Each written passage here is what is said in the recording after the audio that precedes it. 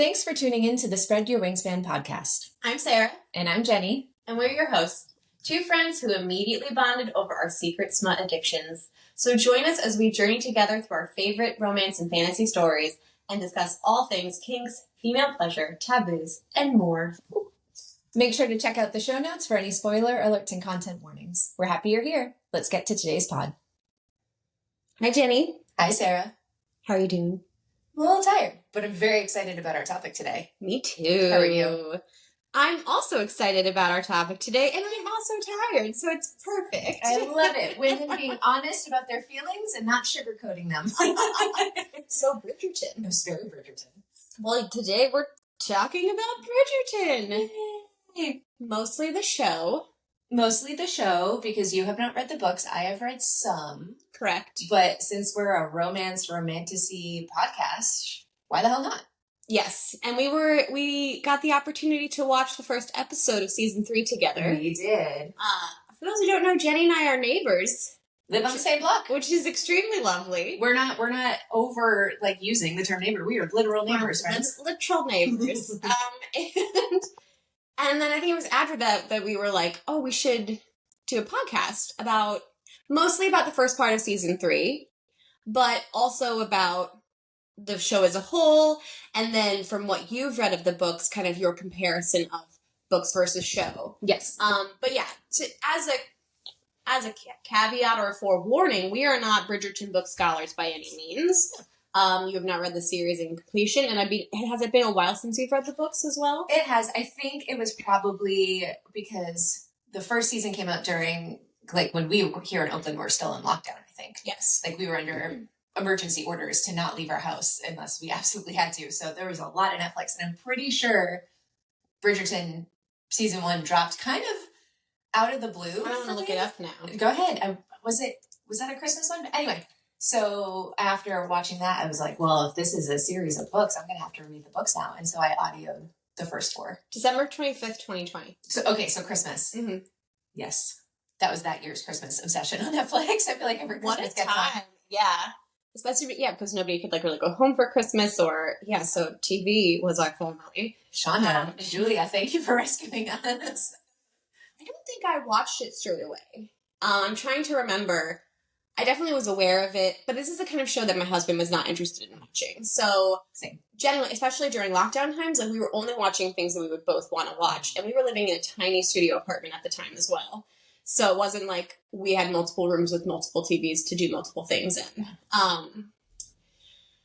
And I don't love season 1, actually. We can get into that later. But so it didn't draw me in until really season 2. Okay. Yeah. But you liked it straight from the get-go. Oh, the Duke. I mean, he's fine. He's fine.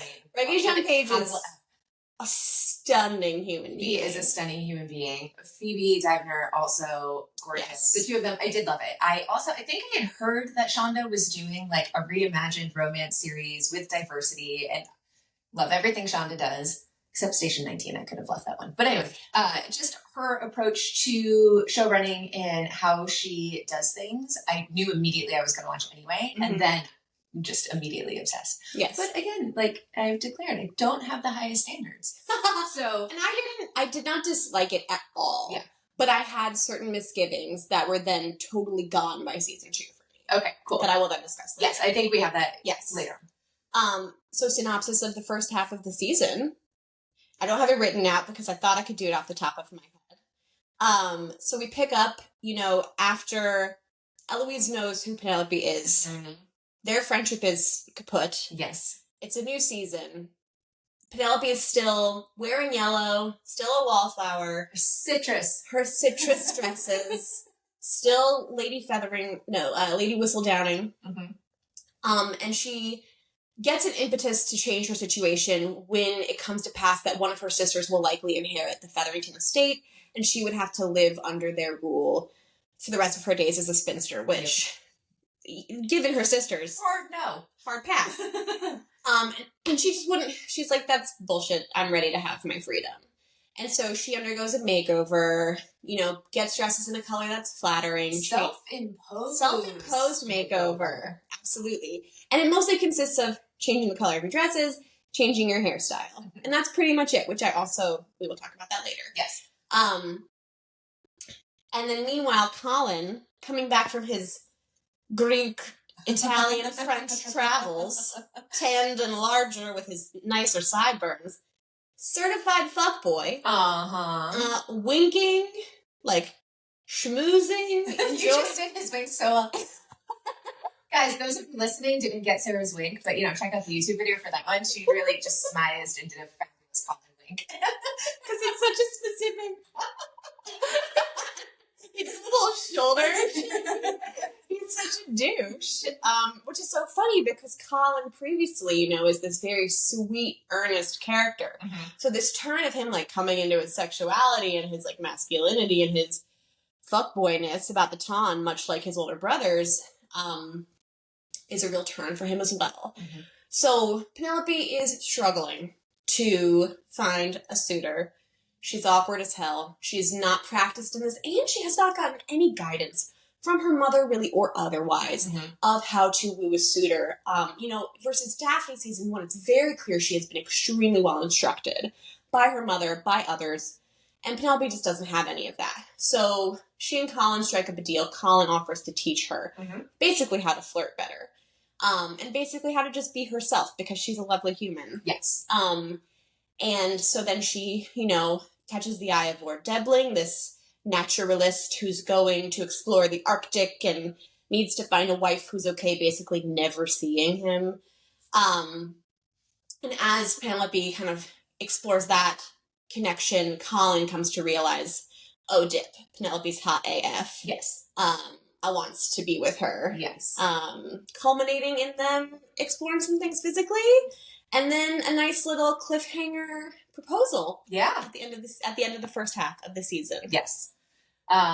So the one thing I want to interject is the Penelope glow up that happens is she is so determined because she technically kind of has her freedom. She just can't use it because she has all the money from being Lady Whistledown.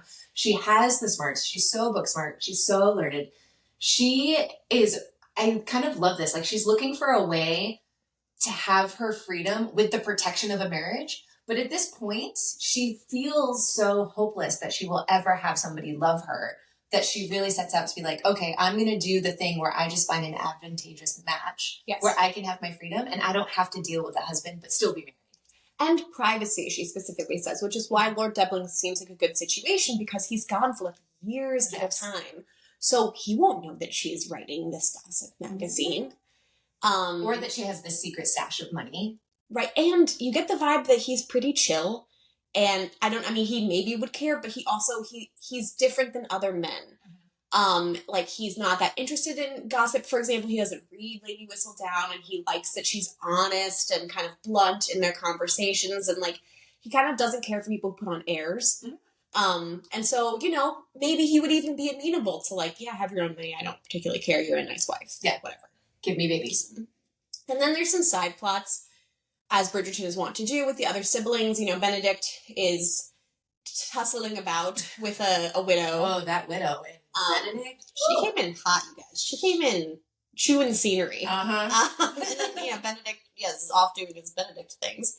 And then Francesca kind of really appears this season, and we follow a lot of her plot in finding a suitor for herself. It's her first season out, and she is neuroatypical, perhaps. She's just different than her siblings. She is very shy.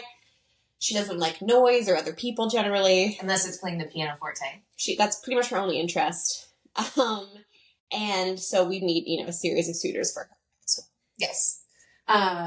So shall we go into the collection of tropes that we have presented in this Themes season? and tropes. Themes and tropes. Here we are. Your favorite teacher-student. But it's not, the vibes aren't that strong. But there's still a little bit, it's not a dominant teacher-student, but it's still, there's a hierarchy. Yes, and he's instructing her. Yeah. Yes. But very much from a point where, like, let me tell you how to flirt.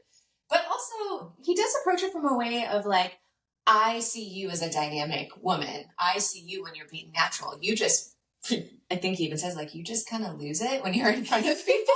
Like, just calm down. Relax. Yeah. Yeah. The instruction really is like, do less rather than do more. Yeah. Because when she tries to do more, it's very hilarious. It's very funny. Nicola's so funny. She's such a great comedian. She's such good time. Yeah, I think maybe because they're peers and like the dynamic is so equal in a lot of ways. Like it didn't titillate me. Not the way that the actual like 20 years older previously discussed. Yeah. Secrecy, lies, true selves. Obviously, this is Penelope's main tension point. Colin is out to get Lady Whistledown, hates her. Eloise totally just like ruined, like not ruined, but ended that friendship over that. Nobody knows but Eloise. Penelope's been hiding this secret, but in some ways that is her true self because she's most honest when she's Lady Whistledown. And then as we said, with the flirting with Colin, he's basically like, be yourself. She never actually is being herself because she's keeping a secret, so yeah. Very interesting. Agreed. Friends to lovers. Love a good friends to lovers. So this is different. Well, I guess you could argue that the second season, Anthony and Kate kind of developed friendship, but not really. It's enemies to lovers for sure. That's true, actually. Fair. Yeah. I would say they're absolutely friends once they're married. Yes. Friends and lovers. But yes, I guess this is our true first, like, they've known each other their whole lives. They were definitely friends. Like, Colin would always, dance with Penelope at the balls to make sure that she wasn't totally left out. So and seek her out for conversation as well. Yeah. Yes. Confidence is sexy, baby. Mm-hmm. Mm-hmm. That's really the main theme of their love story is be confident. Mm-hmm. Yeah. Mm-hmm. It's very cute. It is. All right, Sarah. Season 3, for the first time, was split up into 2 parts. And we got the first 4 seasons, and in a couple of weeks, I think there were 4 weeks apart, we'll get the last half, which did not please my girl Sarah at all. Yeah, I'm mad. I'm feeling less mad now, but I understand there's people out there, like, people who are like, I binged all 4 episodes in one night, like, what the hell? And then would have, like, watched all the episodes, was just, like, consumed it in one gulp, and I try to pace myself, like, I'll watch 1 to 2 episodes at a time, but yeah, it just kind of feels like really strange to me. Like, we're waiting a month, which is an odd intermission of time to have it split. I just don't understand the motive. I don't have a problem with a paced rollout. For example, the reality shows on Netflix usually do like 3 episodes, and then you wait a week and there's 3 more episodes, and then you wait a week and there's 3 more episodes. Like, it comes out every Wednesday, like The Circle or Love is Blind. If they dropped this once a week, I would have no problem. An episode a week. Love that. Love an old school television rollout. I don't need to binge it. But there's 4 episodes, and then you wait a month, and then there's 4 episodes, so it's like, you're like, and then you have to, like, wait, and I'm going to probably lose interest. Yes, please. A little bit. I'm going to be excited when part 2 comes out, but, like, it's, like, this weird, like, it's, like, edging in a terrible way. It's, like, you're about to come, and then you wait a month to have an orgasm? I just don't get it. I don't get it. Well, when you put it that way. Yeah. I mean, so my thing is, I have written here, capitalism, Netflix needs to keep our attention. So, technically the pacing is, if they had released 1 a week, this would have been the timing. Yeah. But you're saying you would have rather have had 1 a week. Yeah. Yeah, I mean, I'm not that mad at it. I do think it gives us time. It gives us time to record a podcast. It gives social media time to speculate. I mean, maybe, is this a speculation thing? They're trying to give us more time to chew on it, like, versus between seasons, which are years apart. But we know they're going to end up together. I know, but we don't know how or what's going to happen. And I will tell you that this story has deviated from the book. So, like, you had asked me, like, well, or you had said something, well, you know what happens, but I kind of don't, because the way that the story is told and the way that they come together in the book is already much different. Right, because he's aware of who she is. He's aware that she's Lady Whistledown before he proposes in the book, yes. Mm-hmm. Right. So that's obviously they're like, this is our hook, this is our thing. Like, He's proposed. They're in love. It's so exciting. But wait, he doesn't know she's Lady Whistledown. And he hates Lady Whistledown. What's going to happen? How is this going to resolve? Yes. I'm excited to see those 4 episodes, but this is not the same as, like, the episode of a season of Lost or something. Like, something like a true mystery, like, where you're like, oh my god, and you're speculating. Or, like all the speculating that happened with House of Flame and Shadow. Like, this is not the same thing. Like, we know this is a Bridgerton cute love story. They're going to end up together. Not everybody knows. Some people have no desire to go on Reddit. No, I'm thinking about people like my mom. My mom is not going to be on social media trying to figure it out. But they know that this season would never end with a non-love story conclusion. That's my point. Yeah, but there's no cliffhanger in a romance. Like, not really. I disagree, because I think there's a lot of things that have to be resolved, and we don't know how or if they're going to be resolved.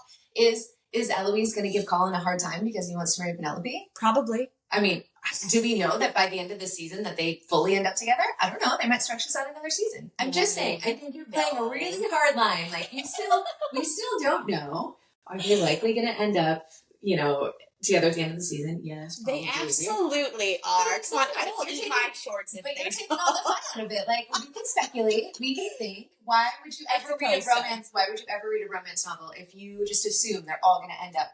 That's why I read them. But you still gotta go because it's comforting, and like even when you get to that inevitable third act angst, you're like, it's gonna resolve. Everything will be all right.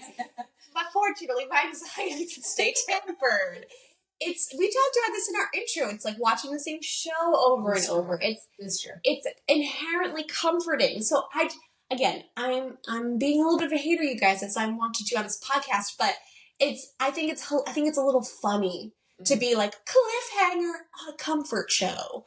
I'm like, okay, guys, like I'll drink 30 more cups of tea before I finish watching this. I don't know, like it's just they're just wanting us to feel the romance angst.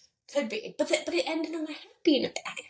If it had ended with him, like in some way discovering she's Lady Whistledown, like turning to her and being like, and she's like, and then it cuts to black. Like, that's... But now you're trying to control their storytelling.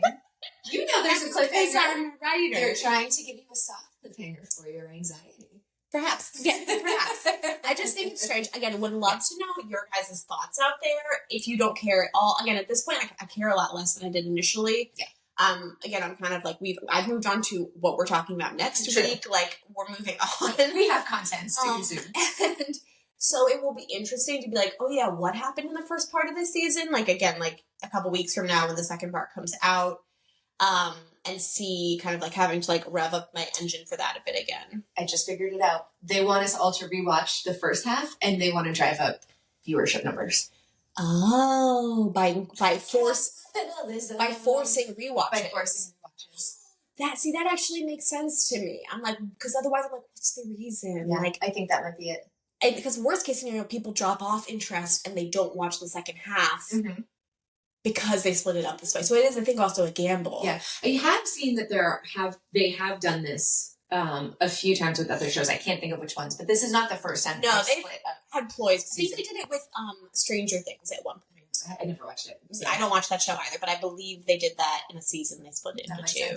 But I think it was because of pandemic filming, like interruptions, that they had to do that. So anyway, but maybe they're like, oh, let's intentionally do that this time. Who's to say? I do think that this was the most watched series premiere so far in Netflix's history. I think I did see that. So quote me if I'm wrong. I think that's correct. Yes. And that gets into our next point, season 3 versus 1 and 2. Mm-hmm. I think that's because of the strength of season 2. Yeah. Like, season 2 crushed so hard that people were like, holy shit, Bridgerton. Yeah. And that's why they're watching. And because I think absolutely people love Penelope, they love Nicola, and they love Colin. Agreed. And they're like excited for this particular love story and the Lady Whistledown intrigue. Absolutely. But I think like the steam from the success of season 2 is what's like causing this like all-encompassing obsession. Yes. Right, because I think right from when season 2 dropped, they were like, Penelope and Colin are next. So I do think that we've had this anticipation for the last however many months, years, Yes, because it's in season 1 as well, but season 2, it started ramping up for them where it became clear that this was what was coming next. And the success of the Kate Anthony, just the breathing, the sniffing, the heated looks, the way that Jonathan Bailey can look at a human being. Like, he wants to, like, literally eat them with a fork and knife not in a cannibal way, you guys, but in a, like, I want to consume your soul. Yes. And you're going to love every second of it. And I'll, like, breathe you in through my nose. Yes. Sorry, I got lost in a reverie. It's okay. We will allow pauses for Jonathan Bailey. We have texted before about him, and I'm, like, very devastated that I'm not a gay man, and you were like, well, when would you, like, that still wouldn't solve the problem. He's a celebrity. And I'm like, but I could run into him and shoot my shot, and you never know.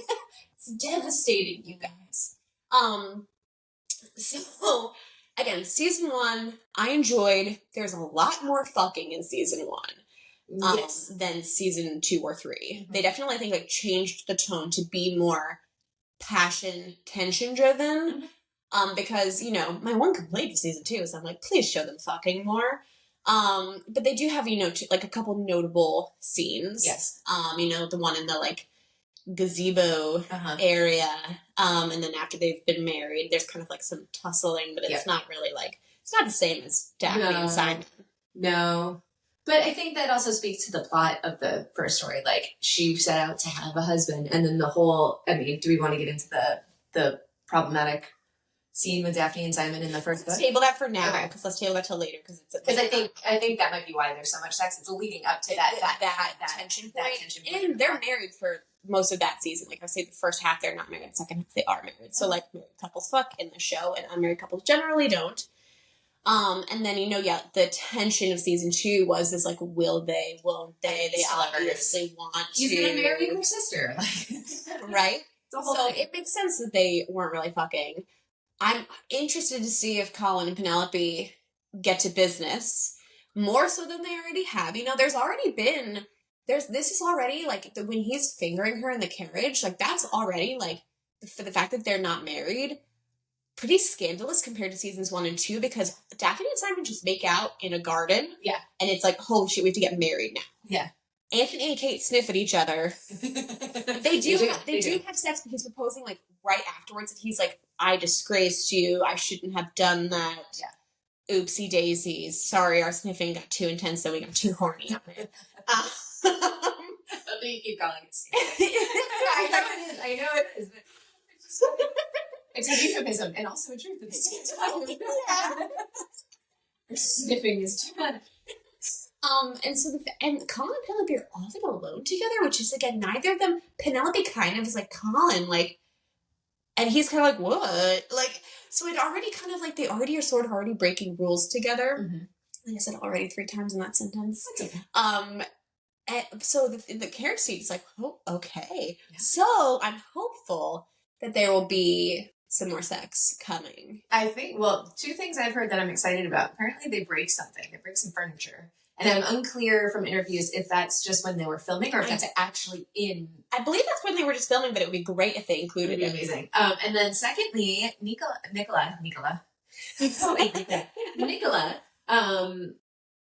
asked to be steamy. Yeah. She said, I love that. She said, I want to remember what I looked like then and give me all the steam. Like, proud of my body, proud of this character, proud of what we're doing. Don't hold back. And so I'm very excited to see what that translates to.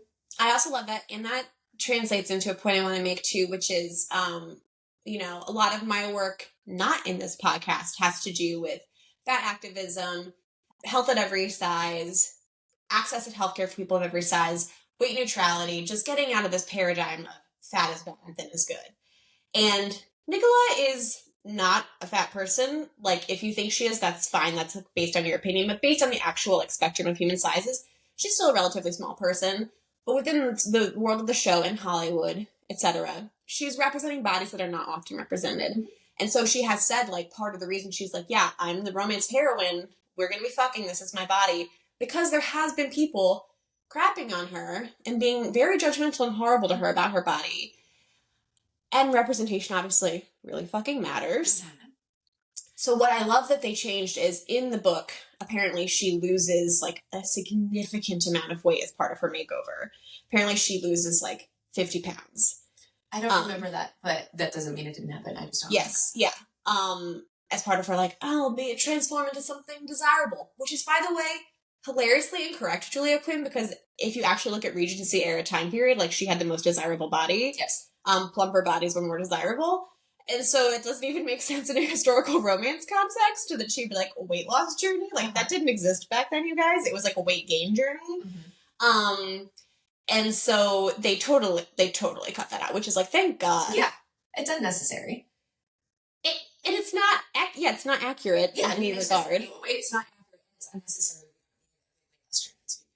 Yeah, and also, making an actress do that is also horrible, you guys. Yeah. Forgot about that. Yeah. Also, granted, I listened to these during the pandemic walking my dog for hours, so I may have checked out for like something. And if your brain skipped over that part, put on your brain, because your brain is like irrelevant, not important. Yeah. Keep going. I love Nicola. I think she's stunning. I think she's gorgeous. I think she's a super talented actress. I've never seen Dairy Girls, and I feel like that might have to be maybe it's very funny. A winter watch when I have like a lot more downtime to just binge something. She's very different on it. She's equally funny, but it's a very different kind of funny. I've just heard it's really good, and I'm down for it's hilarious. Comedy. It also like it's taking place like in the 90s, like the throwbacks of like the way we used to do our hair and like pop culture back then, and even though it's like in Ireland, so it's slightly different, like you're gonna be obsessed. Nice. Yes. So we ship Paul and hard. Both of them, I think where they're gonna come around, they're coming into their own by kind of roundabout ways, but eventually they're gonna be more of themselves together, which I can't really say. I mean, love, yes, strips away all the things, but I think the coming into their own, on their own, and then coming together is a beautiful part of their story for me. Yes, and I love that in a love story because that to me is so representative of how love grows in real life. Like, you know, if I'm ever advising someone who's like struggling and they're like, I'm never going to find love or whatever, it's like, well, you just need to keep working on yourself, honestly. And then like you will find a person you think is worthy of you. Because often it's when we think we're unworthy that we seek out these lesser partners. So the fact that the journey for Penelope is a journey of self-worthiness as well, totally independent from this romance. Mm-hmm. And for Colin, it's like realizing I'm not actually like my brothers. Or I'm not like these guys around the time. Like his peers, because he's younger still. I think he was 23 in the first season, I think, something like that. He's notably younger than his older two brothers. And so the fact that he proposed to Lady Crane in the first season is like, everyone was like, what, my dude? Like, you're not ready for marriage.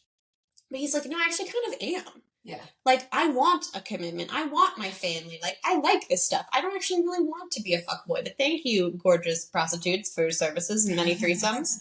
And ladies in France. And that, too, is, I think, really lovely. So, yeah, it's about, like, what do I actually want for myself in life? Mm-hmm. And then realizing the other person is included in that. Yeah. Maturity. Yeah. Rather than, like, you will solve all my problems. Right. You will make me who I want to be. Right. Yeah. Well, but thank you. The split attention. Mm-hmm. I want to know your thoughts on this because I'm sure they will be kinder than mine. The split attention meaning it's a Paul and love story, but we also get a lot of Francesca and a fair seasoning of Benedict and even Violet, which, by the way, love that for her. I hope Violet gets it good. I really do. She deserves it. She's a gem. Yeah, get her. Yeah. Mm-hmm. But I want to know what the deal is between Lady Danbury and her brother. Me I want too. to know what that tension is. Because he skis? Like, well, it sounds like he said he didn't enter into his first marriage with love, so maybe it was like a duty thing, and then he just kind of, Lady Danbury even says like, go sow your wild oats some more or whatever. So I'm getting the sense that he probably was not kind or faithful, at least kind, I think, in this context. given the way marriages often worked out in the country of this. That's a great take. I wasn't even thinking about that. Yeah, so I think also I got the take that he is coming from a place of yearning. Like, he has hope that he'll have a love story. And Violet's like, well, I already had my great love. And not that she can't have a second love. Like, he could always be her, first husband could always be her great love. Mm-hmm. But anyway, splitting attention between all of the relationships. So I think that we are not going to get 8 seasons of Bridgerton. Oh, interesting. I don't think so. I don't think everybody's going to be committed. I don't think they're going to have it in them. So I feel like they're having to. But I mean, Gregory is also still kind of young, so I don't know. They might just. And what a cutie with his dimples! Oh my god! But Gregory and Hyacinth, they're still so young. I don't know if we're going to get there. Yes, unless we do like a time jump or whatever. Like, they're just still so young. That's we don't totally have to do fair. that. So I think, from a show running standpoint, they're having to weave in the build-up for the other stories, and by the end, we might have combined seasons. Fascinating. Hadn't even thought about that. That would make a lot of sense to me. Because, in season 1, Anthony is being a fuckboy in the background as a B-plot, and, it's clear his season is next. Yes? Yes. Season 2, it's very clear that Colin is coming next. Like, there's woven in plot there, but it's very much, again, B-plot. This season, Francesca has almost an equal plot to Colin and Penelope. Almost. There's a lot of her. Mm-hmm. And again, Benedict is doing stuff, just being Benedict. And you're like, there's more time devoted to this than I want to go back. Swing the camera back to Colin and Penelope, please. I do know from my internet perusing, you didn't read Francesca's book, correct? Nope. So I do know that her story is a longer arc that requires more runway. So, people are still postulating that Benedict is maybe coming next, and they're just continue to do Francesca also simultaneously because her story is longer. We'll see. But I hadn't even thought about, that's a really good point, especially because these people are becoming stars. Yeah. I mean, we only got Regé Jean for 1 season, which I love people shit on that on the internet. Like, where's his illustrious career that he was so busy for? And he has been in stuff. Jonathan Bailey, though, is having... And he shot Bridgerton, Fellow Travelers, and Wicked all at the same time. And he's still equally committed and doing great things and being Anthony and being lovely, and everyone's like, Regé Jean, like... He was good in Dungeons and Dragons. Yeah. He was in a period piece that I watched. It took place in the 50s that was really good. Can't think of the name. Yeah, I mean, he's doing stuff, but he's not maybe doing stuff to the level that he thought he would. And to the level where scoring the show made sense. Also, maybe he just didn't want to get typecast as a romance dude. That's what I think that's what he said. It was a lot of attention. It was a lot of attention. Yeah. And I think he didn't want to get typecast. But you know what? That's fair. He's allowed to make his choices. It's fine. He is. But yeah, but I think probably Nicolette would make sense. She's ready to move on after this. We haven't seen Daphne yet in this season. So is she? I assume she's maybe down to come in for half an episode every now and then. But probably done. Yeah, and then the guy who plays Benedict, I'm like, this guy's getting older too. I wonder, what his runway is for how long he could do it. So that's a very good point.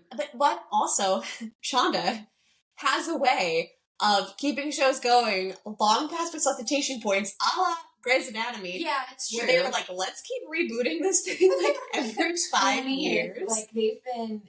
They've been decades into filming this. Right, but I wonder, that's not to say her adaptation has already shifted far from the books.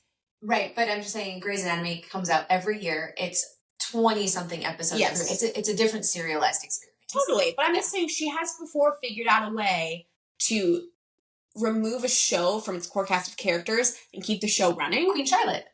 Exactly my point. So I think she has a license to play in this world, if not with the Bridgerton family characters. She can do prequels, she can do all the children of Bridgerton. Totally. Second generation. Yeah, Bridgerton. Anthony's kids. They're going to be so hot, you guys. Yeah. Which is, I think, is a good place to note. I think this is the first time I've ever seen this happen, where books written by Julia Quinn were adapted by Shonda into a TV show, and then Shonda wanted to tell the Queen Charlotte story, so she made a show, and then she and Julia Quinn co-wrote a book telling that story. I have different. Can you think of another time that there's been source material, a show or movie has been made, a spin-off or a prequel has been told, and then a book was written based on that? Star Wars. It's not totally the same thing, but that's happened with Star Wars. Okay. Yes, but not like this. Not like where one person's property was adapted by another. Because, like, George Lucas is no longer in charge of Star Wars, but, like, that was, like, he was just directing all the people to write all the things for him. But that's the first thing that came to my mind. Fair. So, it's not totally, like, it's not like I heard that, I was like, revolutionary, but it's cool. Yeah. Also, I think the person who's benefiting the most is Julia Quinn. Agreed. Hands down. Agreed. Absolutely. Like, what a lift up to be put on the shoulders of Shonda, to even stand next to her and her being like, let me help you out with this IP, girl. Yeah. Sell you some more books. Yeah. So I think this actually might be a good segue if we want to do a little jump, like how the series has improved on the books. Yes. Yeah. And in capital letters, first thing we have here is diversity. People. A very forward-facing change, like the most obvious, obviously. And very conscious, very intentional, and also explained in the first show how we have Black people in the aristocracy. Isn't that explained in Queen Charlotte? Is it? Isn't like the plot of Queen Charlotte is like... I guess it's touched on in the first season because you get from the Duke's father, the like shitty Duke, that like things are very important that he has to maintain, that he has like he cannot mess this up. Like this is the first chance that in generations that their people have, you know. Yes. So, but you're right. I think the actual backstory of what Queen Charlotte and King George do to foster that. Yes. Correct. The backstory is told in Queen Charlotte. Yeah. The importance of it is noted on in the first season, though. Correct. Yeah, and just being like, yes, these characters don't all need to be white. And we could just simply change their names and where they come from. Like, Mother Sharma's and they're from India. And, like, literally, it's fine. Like, nothing else changes. The story is still exactly the same, right?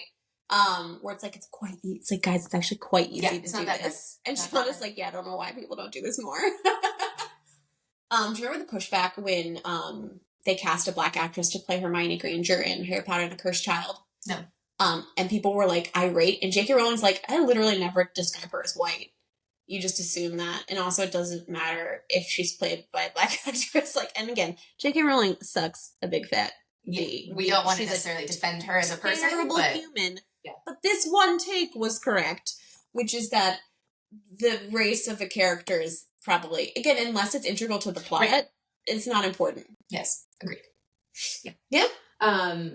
Which I think, you know, just lends itself to the way that she will, in often subtle times, like the first ball, Lady Danbury's ball in this season, the outfit that Kate wears, which is a nod to her heritage, but also fits in with everything else. Like the way that they use the costumes and the scene sets, to just set design, thank you, to just visually bring this story to life, I think just further enhances the romance quality of these books. Like the romance is the romance. We're going to get swept away. We're going to love it. We're going to love every moment. But to be able to see it all brought to life and the way that Shonda has modernized it, but still kept like the nostalgia that we don't even have. Like we have nostalgia for like 150 or however many years ago. Yeah, and it's like our nostalgia is in no way accurate. And I love that she's like, let's accuracy doesn't matter. The hairstyles are not period accurate. Like Penelope's mom, that's a very 1920s. Yes. It's not accurate to the Regency era, but it's like we think it's attractive, right? The sets, like, so in the first season, part of my qualm was I was like not totally adjusted to that yet because I was coming at it from a Pride and Prejudice, like Jane Austen adaptation point of view of like, I was expecting like the traditional Regency era visualization. And this was a much more like, let's take that and scoot it left a whole bunch. Like where it's like, it's much more fantasy. Yes. Like, this is romantasy, you guys. It's true. It's like, this is like a Willy Wonka-fied version of that. And it's so freaking fun. It's flamboyant. It's playful. It's campy. Yeah. Like, love that. And so I very quickly got on board with that. But at first I was kind of like, it was like, you think you were drinking water and it's vodka? Some lemonade. or like Sprite? Yeah. And you're like, what, this is water? Yeah, so kind of like, yes. Yes. Yeah. I think that, I have in here the blending of modern songs into classical arrangements. The carriage scene, give me everything. Played. So good. Pimple. I was just giggling and just like, I think it was literally like bouncing up and down on the couch, giggling and clapping. I'm like, yes, this is perfect. Yes. Like, it's just, all of it is so good. I think there was a Taylor Swift song in one of the seasons. Wild Streams. And I was like, what are they even? Wrecking Ball they did in season 2. Yes. That only further enhances the story. So when show creators are able to take the source material, enhance it beautifully, where we just we keep coming back for more because of the differences. There is a big fan base for Bridgerton. There was already. I was not aware of it until the show. In the romance novel world, apparently this was a big thing. So to latch onto something that's already popular and has a fan base, and then be able to grow the fan base in the way that they have through the modern retellings and the modern elements in a visually stunning way. And as far as I can tell, they have not lost book readers with these changes. No. As far as I can tell, and again, if you're a book reader and you feel differently, please say so, but book readers are like, yeah, good adaptation choices. Bring it on. Versus a lot of the time, as you know, book readers be hard to convince that an adaptation was like a good choice. Yeah. So maybe she did go so far left from the source material. Like you either have to do a true adaptation where you just hit all the notes to the letter, or you have to go so far left that people accept it as adjacent but different. Yes, which we talked about in our Office podcast. We did. With like Station 11 being a similar example to Bridgerton, where it's like they really make so many changes. It's the same world. It's the same. There's beats that are the same. It obviously follows the plot to a certain degree, but you can enjoy it as a totally separate thing and get a lot of different things out of it. Yes. So this part of the reason I actually even haven't read the books is because at this point I think I would be disappointed in them. Yeah, because I think they're not as good. No, I also would agree that they're not as good in terms of the media that really tickles me, and including like TV shows, movies, and books as media. Yes. I don't think they're as good. I can accept them for what they are, though, and it does give me nostalgia for the books that I read when I started out that were more simple. Were your grandmother's bodice rippers? My grandmother's bodice rippers, and they're not even that scandalous. I've heard they're pretty tame. Yeah, they're fairly tame. But I do think she's a good writer. I wanted to finish them. I think Benedict's story is my favorite because it's a modern retelling of it's not modern. It's a retelling of Cinderella. You said this to me, and I was like, oh, what? Like, I'm very excited to see that now that I know the tease of that. You could read it because I don't know if that's going to be his story. It might, they could bring it around for that to be. But I think if you were to read any of them, maybe read that one because I think it's one of the more honest of the 4 that I read, and just it's very sweet. Oh, love this! I love the sweet romance, as we discussed with our Marvelous Light podcast. Yes, we talked about the modern songs, blending the sibling stories together, which we've talked about already. Yes, so yeah, to a certain extent, that's very effective, and then to another extent, I think maybe it's detracting from the momentum of the Colin love story that I'd like to just have focus on. So we'll see. Tabling my final thoughts on that until the last 4 episodes come out. Yeah, we'll definitely wrap up with our second opinions, maybe in a little mini episode. Yes, after it. So I'm kind of on the other perspective. Like I don't mind the stories blending together, especially since I've thoroughly enjoyed Benedict's little interspersed. I enjoy Benedict's dalliances. I'm just like, oh, Benedict. What are you doing, man? I don't think it's in our outline, but should we also mention that it has been confirmed that there will be a queer story? Please be Benedict. I know. Or Eloise and Cressida. I would love for it to be Eloise and Cressida. They have vibes. Yes, because I think one of the writers said that they're developing it and that there will be. Oh, please, you guys. I wish I still had the answer, so we could share it. I don't know if I do. Or no, I think we do because I think we shared it with each other. Follow the chemistry. That's always, I think, the best advice. New Girl realizing how much Jake Johnson and Zooey Deschanel caused literal flames to combust between the two of them, and being like, let's follow this, right?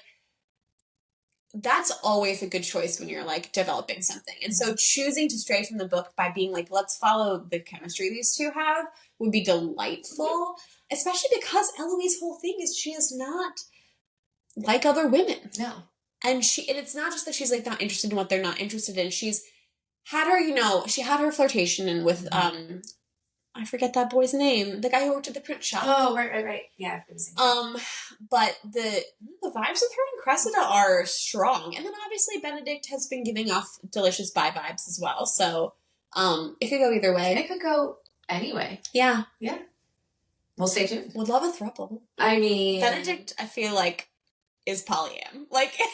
Yeah. Benedict have 4 wives and husbands. Yeah, that would be great. I actually think we discussed the rest here. But then let's do the problematic. Yeah. So we're going to circle back to, I think when Sarah and I first started discussing Bridgerton, even back when, just kind of talking about things, would you like to share part of your hesitation or yes.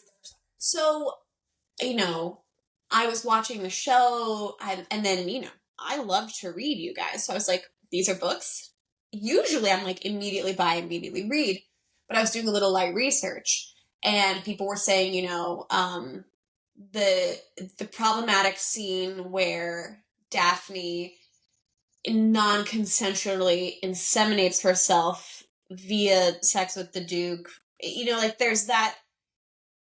There's a lack of consent in that scene, in a gray area way, perhaps. And that in the book, it was even more pronounced. And that some people just had a hard time being on board with that story because how can you support a character who does something like that? And I'm not interested in reading about assault or non-consent in any way in my romance stories ever. I'm immediately not invested. The fantasy is gone. The delight is gone. The comfort is gone. So I was kind of like, oh, I'll probably not read those. And not it just kind of immediately was like, oh, well, that's not going to be a nice romance. And you have lots of other stuff to read anyway. Correct. Yes. But then you kind of told me you had a different perspective on it. Yeah, I had a different perspective. I mean, I knew that was coming in the show, or I knew that was coming in the book because of the show. I didn't think that was going to be just made up. I figured that was probably in the book. And I do think, thinking about it, while I don't have as much of a hard line on content as you just expressed, I mean, I do like to have caution going into things. You like to have content warnings. I like to have content warnings. I think my perspective in mulling it over, just thinking about, well, if we are talking about a Regency romance, the way that she felt powerless at that point of it happening was she felt very uninformed. She did not know how biology worked. She felt that the Duke had lied to her. Which he had. And so, though it is a non-consensual act that she does, here are my thoughts about it. I'm going to kind of lay them out. One, with the slower buildup in a book, I think you kind of get a little bit more internal dialogue. So more from her point of view. More from her point of view. And I think that women at that time did not have many options on how to take back their power and control. So while I don't agree that it was maybe don't do it in the bedroom. Yeah. I mean, it wasn't a great thing for her to do. I can understand why she made that choice as a woman in that time in a marriage where she felt like she'd been lied to and had no other choice. So was it the right choice? I'm not saying it's the right choice. Yes. I'm just saying I understand where her character felt like she had no other choice to make her point. May I reflect back what I'm hearing you say? What I'm hearing you say is it made a lot of sense to you within the plot of the book and within her character arc that she made that choice. And that you, as a book reader, reading that arc, not enjoyed that, but you're I'm enjoying this book because this arc makes sense. And less so because of how it impacted the romance. Yes. Because you agree, you're that's not a great thing to do to your partner. Absolutely. You're I understand why she did it, and it makes sense within the context of the book. And it doesn't mean, it's not excusing what she did. Absolutely. It is an awful thing to do. Yeah. And then my other thought that I have written down here is that, we don't often hear about women being the perpetrators of non-consensual sex. This is true. We very much don't hear about this in the context of romance novels. Absolutely. This is not something that I don't think I've ever. I can't think of another example. No. So I just I've been thinking about this a lot, knowing we're going to talk about it. non-consensual acts are never a good thing. Like, just naming that right now. Yeah. However, was my reaction softer because it was a woman perpetrating the act? Probably. Interesting. Probably. Yeah. If it were... Versus if a woman didn't want to get pregnant and a man forcefully inseminated her. Exactly. So there's also like a funny thing where like she would be the one carrying the child. Correct. So there's a huge difference in that in terms of the long-term effects on your body. Yes. So I think she was eyes wide open to that.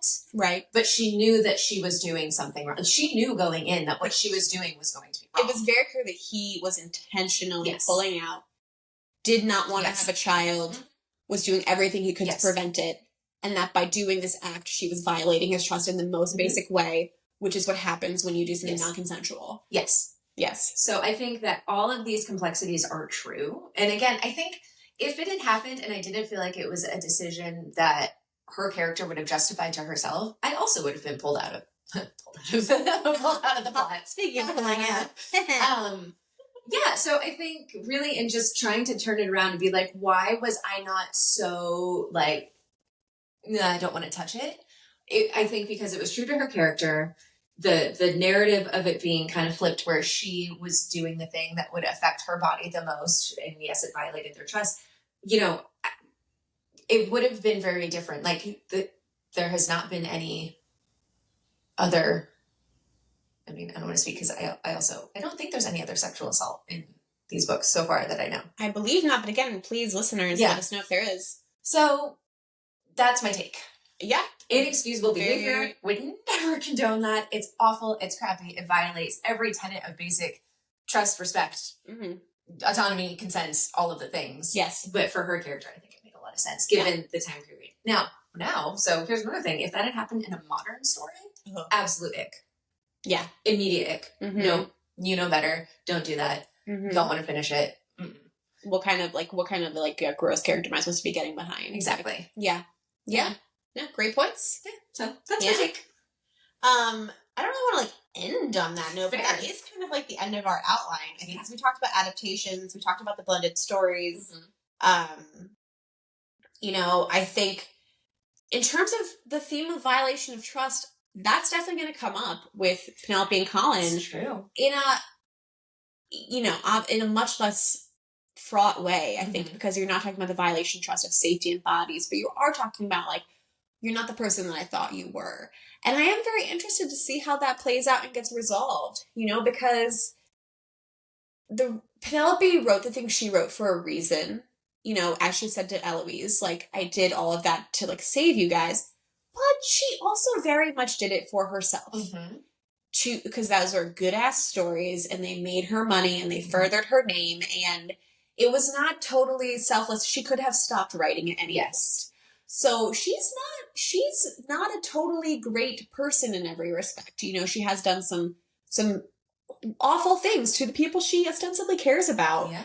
And the fact that she then pointed those barbs at herself, too, doesn't absolve her of having pointed them at the Bridgertons. Thank you for making that point. I think that she is, however, on her learning journey on what damage she maybe did willfully, but I think she's learning the consequences of her actions. And yeah, I'm going to be really interested to see how this resolves. Because again, the way that Colin is going to find out is already not the way that it happened in the book. So like we're in new territory for narrative. Yeah. We're in new territory for a bit of an explosion, I think.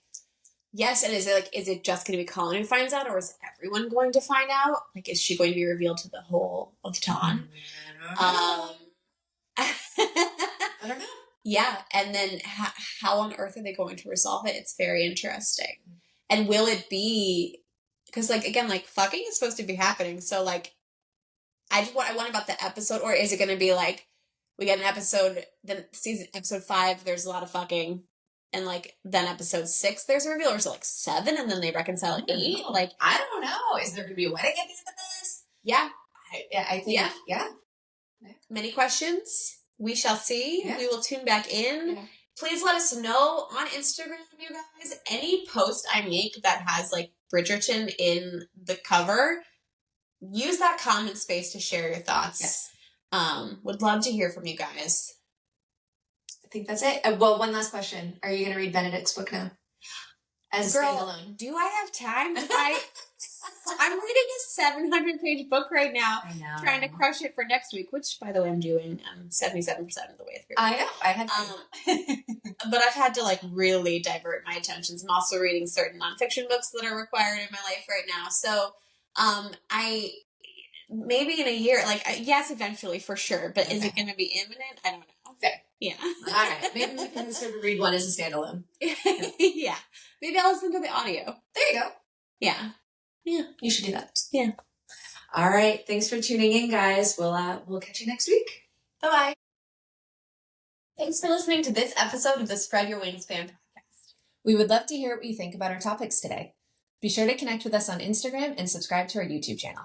You can find us on both with the handle @SpreadYourWingsFan, and all the links and more fun stuff are found on our website, spreadyourwingsfan.com. And if you have a book or author you want us to check out, send us an email at hello@spreadyourwingsfan.com to tell us. We hope you tune into the next episode.